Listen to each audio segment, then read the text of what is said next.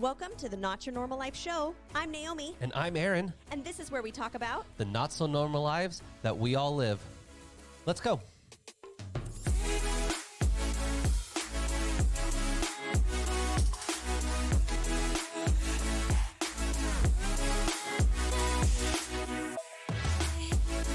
All right, welcome back. Hello. So glad you guys are part of the Not Your Normal Life family. I'll call you guys my family. We took a week off. We just needed to relax, everything that has been going on in this country and still going on. We just felt it was right to just take a deep breath and back off for a little bit. And anything we said wasn't going to be as exciting. Yeah. And we were gone for the weekend too. We were already planning on leaving. We went and saw some friends and visited some people and just took a deep breath. And I hope you guys had a good week. Hope you guys are doing well and staying safe, right? Yes. I agree with you. So let's dive into episode 24. And so what is our episode today, Naomi? We are calling this Hidden Sin. Hidden Sin. Because it sounds juicy. It sounds juicy. And you were totally going to click it because the title was so catchy. Hidden Sins. Or Hidden Sin or Hidden Sin. Hidden Sin. And I guess there could be more than one, but there could be multiple sins. Yeah. We all walk with sin on a constantly daily basis. So Very it's true. not just a one-time occurrence. We wanted to talk about this because recently it came out in the news that the pastor of Hillsong, New York, had to resign. Yeah, Carl Lentz. Carl Lentz had to resign from being the senior pastor because of infidelity, of having an affair. And first off, my prayers are for him and his family. I'm praying for him that there is restoration and healing on him, and especially on his wife and kids, because he's so kind of famous in a sense. This can hit a lot harder than your typical situation. It doesn't mean one's better, one's worse than the other. It's just, it kind of can hit a little bit harder, especially for kids and your wife being kind of in a limelight. So we just wanted to talk about this because we have a passion for pastors and for those walking in sin to have healing and to see reconciliation in the situations and see God's grace. Yeah, and I think the thing that's hardest is like the gospel is so about forgiveness and redemption. Yeah. My favorite verse is actually Romans 5:20. It says, where sin increased, grace increased all the more. Amen. And what I love about God is because Jesus has died, his grace will always be a step ahead of how much sin you have. Yeah. So what I love about that verse is no matter how much I sin, grace will always be ahead of me. And God's grace will always cover what is being done in my life by my stupid decisions. Yeah. And so with just the gospel, that message, God is a God of redemption and healing and forgiveness, but it's so much harder for someone in leadership to walk in that. Yeah. Because when you're a pastor, like, again, he's a mega church pastor. He's like an Instagram famous pastor. Like, blue people check. know who he is. And I mean, I think he's like Justin Bieber's pastor. I think that's like one of the things he's known for. Was being Justin probably Bieber's so pastor. much more.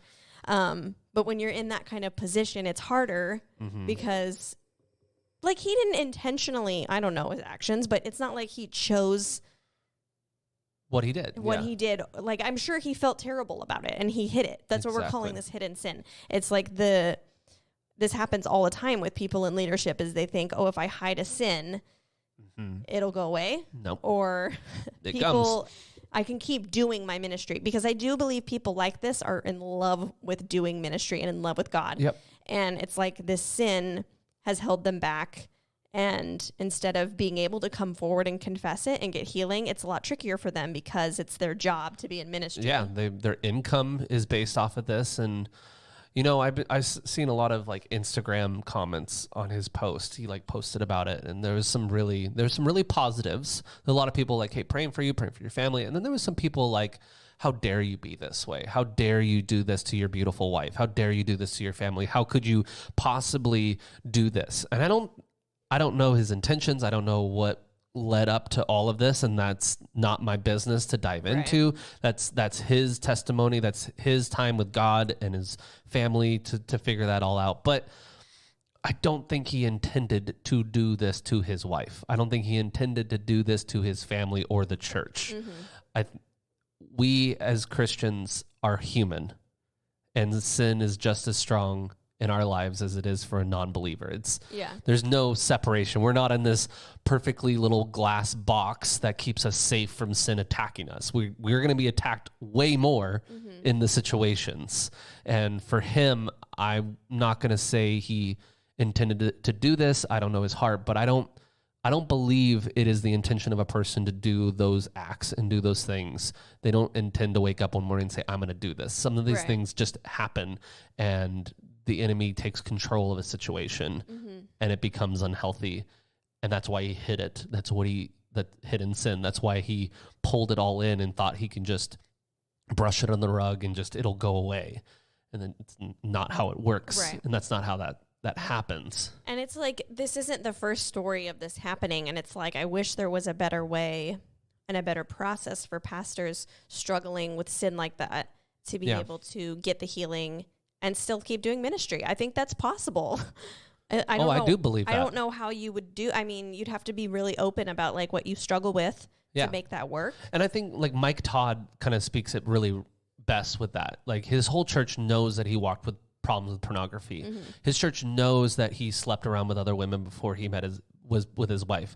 He's very open about it. He tells his church, these are the sins that I carry. These are my problems that I've had. But those are also sins that he did before he was.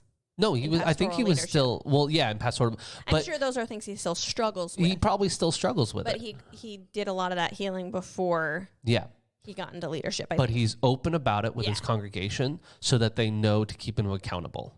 And in all honesty, I'm gonna and that's relatable. It's like, sorry. No, I'm going to be honest with all of you.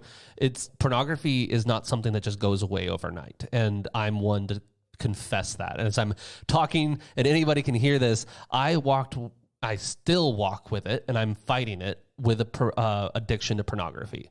Ever since I was 11 years old, I have had problems with pornography.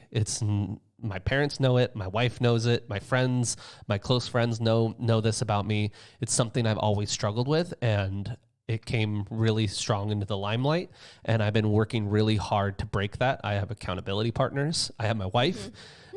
Because of COVID, I'm right next to her all the time. So, but this is pornography addictions, and that sin doesn't just go away overnight and those problems. It's something that you're going to have to work on every single day, going to therapy, having accountability, having checks and balances in your life to make sure that doesn't come, because you can literally go months and months and months of being perfect. And then all of a sudden one day it just pops out of nowhere and you don't even know why it's happening. And you're just like, why am I wanting to look at this? Why did I stare at this? And it could be a simple picture on Instagram could trigger you to go further down the rabbit hole that you shouldn't. So that's with Mike Todd. That's why I'm seeing it. I believe he's healed from it, but it's something he probably still keeps people accountable to him. Sure, to keep him safe, because he knows what happens when he walks down that path. And it's like, that's an example. Thank you for sharing that with the whole world. You're welcome. I'm not ashamed of it. No, I know, but that's like an example of like, everybody is prone to have sin in their life. Like because you're a Christian doesn't mean you're like this perfect being. And I'm actually really tired of the church not addressing those things. Exactly. I'm tired of sermons about all the other amazing things about God, and we don't address the sin in our church. Yeah. That's an issue. Yeah. God has redemption and a plan for us if we come forward with that stuff. And yes, it takes endurance. It takes accountability partners, all of those things. But there is healing, and you're a better person if you get that out of your system. And it takes a step, though. It takes a step of faith to be around the people, because I was afraid to tell certain people that I had a problem with pornography. And one of my closest friends, when I told him, he was like, dude, I struggle too. Let's talk about this. Let's be accountability. And we talk almost every day now. He lives in a different city, like far away from me, but it's still, I have someone I can talk to and talk to about these situations. And as a man, it's so hard for us to come out into the open about especially that kind of sin. So, there's definitely redemption. There's definitely grace, and there's definitely healing that can come out of it. It's just a matter of the church coming around and saying, hey, we're broken people, but we love God and we want to be set free of this. And the best way for us to be set free is to be open, transparent, and real with each other. I think those are the words Mike Todd uses. Oh. He says he's a hot church, an honest, open, and transparent church. Oh, dang. That was super close. No, but when I'm like thinking about it, when we're talking about this with sin and everything, and with this pastor in a situation, people will know this 7 out of 10 men in the church suffer with pornography addictions. That it's upwards of 50 to 60% of men within the church. And this is coming from John Bevere. He does a whole series on porn free, which I've gone through because I want to be set free of this, that it's like 50 to 60% of men and 30% of women in the church suffer with pornography addictions. And that's almost identical to those outside of the church. Right. It's literally, we're not special. We're not any better than them, and they're no better than us. Right. It's addiction that's happening in the church. And it's said that I think it's around 30 to 40% of all pastors struggle with pornography addictions, and they don't talk about it. Because again, it's like look at this they pastor, can't. Carl Lentz, who I don't know, maybe he struggled with pornography. I don't know his life, but he had a sin that was very real in his life of being acted out on, a desire that he acted out on. Yeah. And where does he go? Where does he go with that? Yeah. Like, poor guy. Maybe he did have accountability and he just decided not to be honest with these accountability. It's just, it takes two. It really takes the person. It's definitely two. It's like the processes need to be in place so that you can talk to people and you can get set free, but you also have to do it. Like, you can't. Yeah, you can't just say, I'm fine. That's like the leading horse to water or whatever. Like, you can have all the things ready, but you as a human being have to be ready to be open. To drink the water. Humble, open, and transparent. Exactly. Hot.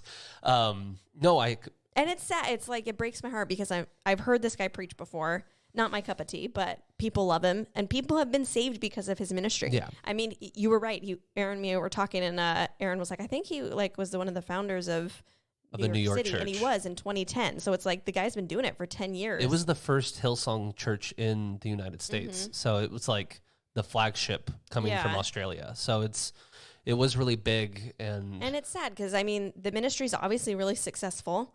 And I'm sure he is just heartbroken because now he doesn't get to do that by default. I mean, he quit, but he was also pretty much fired and told to leave to heal. And the comments from Brian Houston over Hillsong are really sweet. Like, I mean, he knows that the guy is great and he needs some healing for his family and all that's awesome. And he said something about like, I know Carl Lentz is going to do awesome things, probably outside of Hillsong, but awesome things for the ministry with the giftings God's given him. And look how powerful his message can be coming out of that, and how much powerful their marriage can be walking out of that kind of situation, and just being able to preach the gospel in a way saying, hey, you don't need to hide anymore.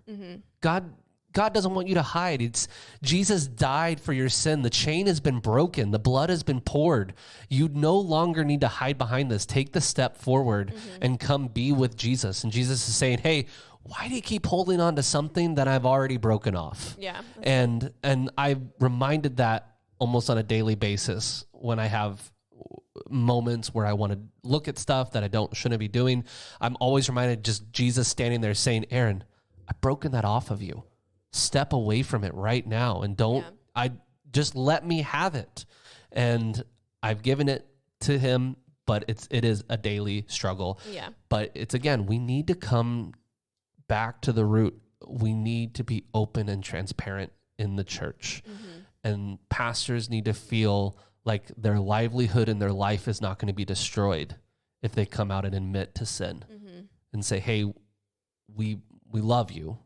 We want to see you healed. And it's like the people in ministry, mostly pastors too, are just like extra a target for the enemy. Exactly. And I know we've talked about that before on this podcast, but it's like being in leadership in church is like an extra, target for the enemy. I mean, you're doing the work of God here on earth, and you're preaching and you're pastoring people and loving people and sharing truth and sharing good news. And the enemy hates that. And obviously this guy was a target for the enemy. He's the lead pastor of a megachurch in New York, in a city that's like being successful. And in Sin City, it's like one of the worst cities you could possibly be in when it comes to sin.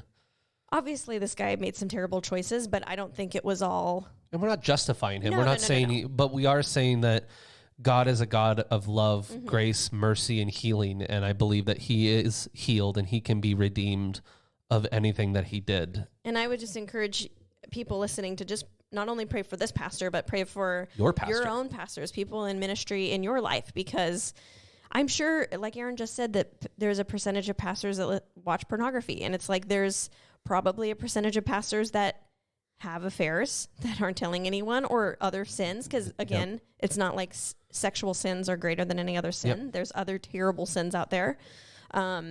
Exactly. And those things could be happening behind closed doors. And I feel for those people, because it's like you have this struggle of knowing what is right and what is good, and then what you're doing.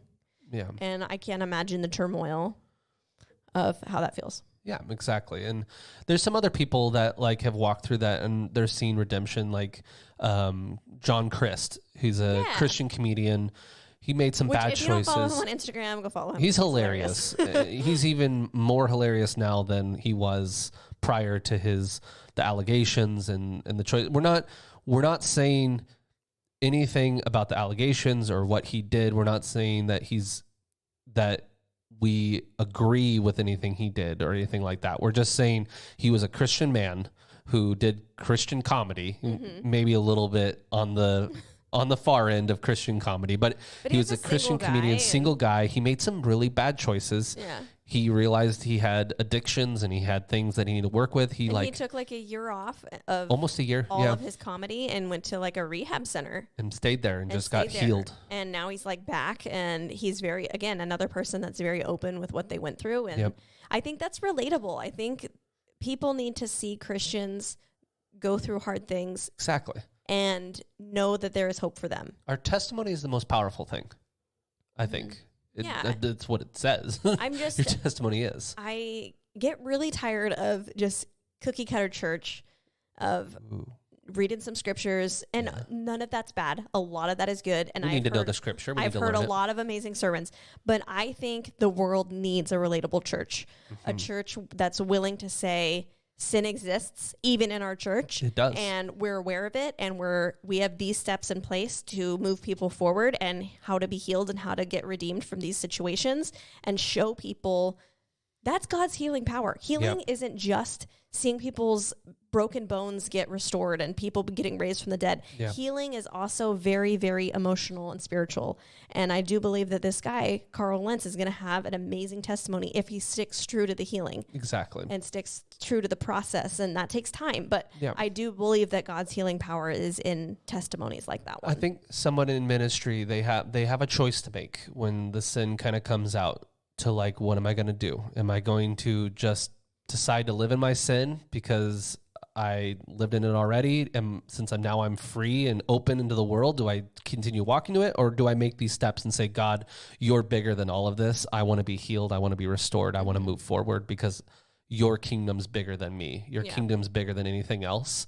And because I've been set free, I can do that. Mm-hmm. And that's the choice he'll have to make. And I seen what he's doing already in his Facebook post of being open and transparent. It shows that he's taking the latter, which is the good, and taking those steps to heal and to restore. And so I think he made a really good point, though. Like, the church, we need to be a church that shows that the building is full of people not perfect. Mm-hmm. The church is filled with people who are broken, lost, and destroyed. And those are the people Jesus loved. Yep. Those are the people that, obviously, yes, Jesus loves everybody, but those are the people that we read about Jesus hung out with, as the people that were not perfect. Yeah. He did not hang out with the perfect cookie cutter church people. He hung out with the sinners, the broken people, because the lost. Those people were actually quicker to follow the Lord because they knew they needed him. Yep. Ooh, I could go on a whole sermon about that.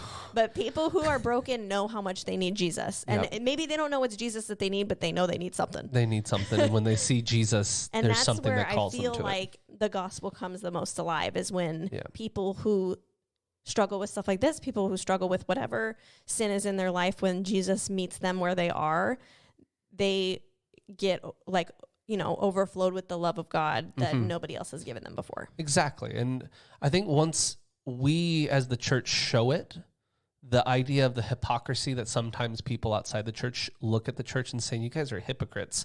If we as a church just say, no, we're broken, we're lost, and we're here because we see redemption in that. And our pastor, actually talking about that, our pastor spoke like a week ago about like, we're not perfect people. And when we decide to say, well, that person can't be redeemed, that person can't be healed because look who I am. It's like, no, who are you without Jesus? If you didn't have Jesus in your life, you'd be a pretty crappy person, basically. And I know I would be a really horrible person if I didn't have Jesus Christ in my life. And because of his blood and his sacrifice, I keep saying his blood and sacrifice because it's so true. Without it, I'm nothing, but with it, I'm everything. And the church needs to show that. Be like, hey, I have a problem with pornography, but that doesn't define me. I'm defined because I've been set free of it and I'm moving forward. You're struggling with it. Guess what? You can be set free of that. The chain can be broken. You just have to make that choice. That brokenness that you're feeling inside right now, how you're feeling that there's an emptiness that can never be filled because the pornography keeps filling that void, but it just is empty and it keeps pulling through because of lust. Well, I'm telling you right now, God wants to fill it and Jesus will fill it. And as the church shows that, people will be saved, people will be redeemed, and people will come to the church and saying the church is a place of reconciliation and hope, not a place of condemnation and judgment, which we're not a people of that, but a people of grace, love, hope, and power. Sorry. Shoot. You're going to drop that mic? I might.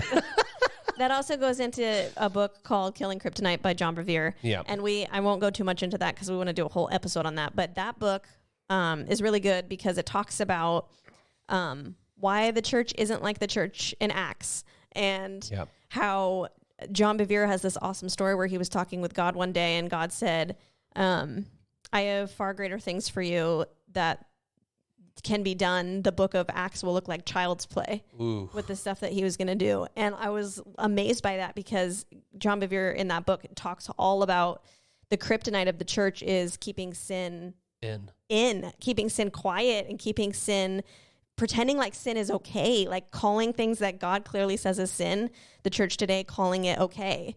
And that's what's killing us. And that's why people aren't coming through the doors. Yeah. People don't want to come to our churches. That's the reason. And again, God can do anything he wants to do, but that's the reason a lot of churches aren't seeing the power of God. Like, I'll call it out. Like, there's churches should be acting like the churches in the Bible. Like, there should be healings. There should be people getting saved. There should be people, coming in crippled, broken, whatever, and leaving whole. Like, that should be happening. And there is a kryptonite in the church that we're letting be there. And I think people are scared to call out sin. Obviously, like, Carl Lentz had a sin that he kept quiet. Again, a little bit different because he's in ministry, so it's not as easy to come out about sin when you're in a leadership position. But all that to say, that's another good book, Killing Kryptonite. There's a lot that John Bevere writes, and his wife, Lisa Bevere, they write a lot of great stuff about addressing these problems. And like I said, Porn Free is another great resource. It's a great book, great understanding about how to break that, because he struggled with pornography his whole life and he thought marriage would fix his pornography problem. That's a whole different story. That's a whole different conversation. But when it comes to the church, agree. We are being held by a kryptonite, and we're being, not saying some churches are doing a really good job. There are churches doing great jobs. There are churches where we're seeing the power of God moving, but there are... And I do believe that God can move even if your church has sinful people. Like, I'm not saying you have to be like this extra honest church, but I do believe that there's a lot of that we're letting be quiet that isn't biblical. We just brush it under the rug. Yeah, or we remove them from the church because of their sin and say, oh, we don't want you here because of your sin, because it makes us look a certain way. And that's important that we break, because we're here for the broken, for the lost, for the sinners. Yeah. And that's the importance. But it's good. Yeah.